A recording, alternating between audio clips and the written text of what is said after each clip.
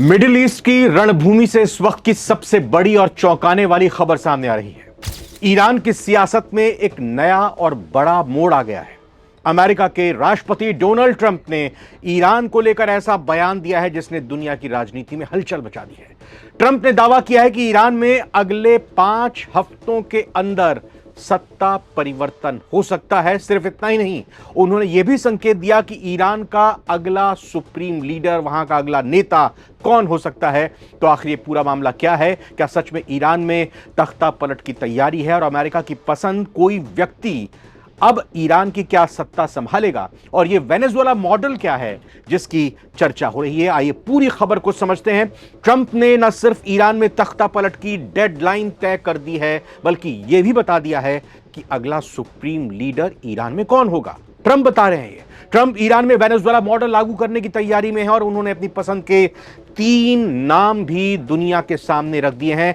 Donald Trump ने दावा किया है कि ईरान में मौजूदा शासन अब गिनती के दिनों का मेहमान है। ट्रंप ने कहा कि अगले 5 हफ्तों के अंदर, यानी करीब करीब 35 दिनों के अंदर ईरान में बड़ा बदलाव देखने को मिल सकता है। सत्ता में इजरायली हमलों के बीच, अमेरिकी हमलों के बीच, जिसमें अली खामनेई के ठिकानों को निशाना बनाया गया, अली खामनेई भी इसमें मारे गए। ट्रंप अब पोस्ट खामनेई ईरान की तैयारी में जुट गए हैं। ट्रंप का मानना है कि ईरान की जनता अब बदलाव चाहती है और अमेरिका इस तख्ता पलट को बाहरी और आंतरिक दोनों तरफ से सपोर्ट करेगा। और यह सिर्फ ट्रंप की चेतावनी नहीं, बल्कि एक सीधा रोड मैप है जो व्हाइट हाउस ने, अमेरिका ने तैयार किया है। रिपोर्ट्स के मुताबिक ट्रंप ने कहा है कि ईरान की मौजूदा व्यवस्था ज्यादा समय तक नहीं टिकने वाली है। उन्होंने इशारा किया कि सुप्रीम लीडर अली खामनेई के बाद ईरान में सत्ता परिवर्तन संभव है। और सबसे चौंकाने वाली बात, ट्रंप ने कथित तौर पर 3 ऐसे नामों का जिक्र किया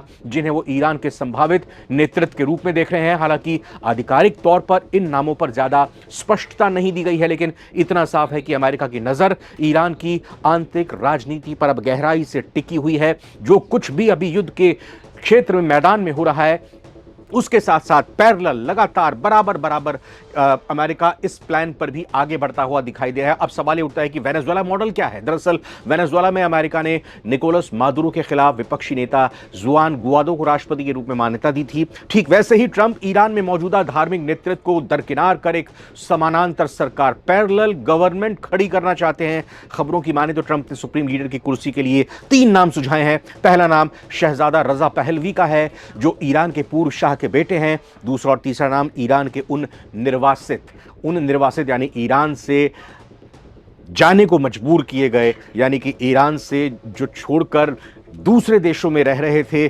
खामनेई के एरा में, उन नेताओं और उदारवादियों का 2 लोगों का नाम है जो लंबे समय से अमेरिका और पश्चिमी देशों के संपर्क में हैं।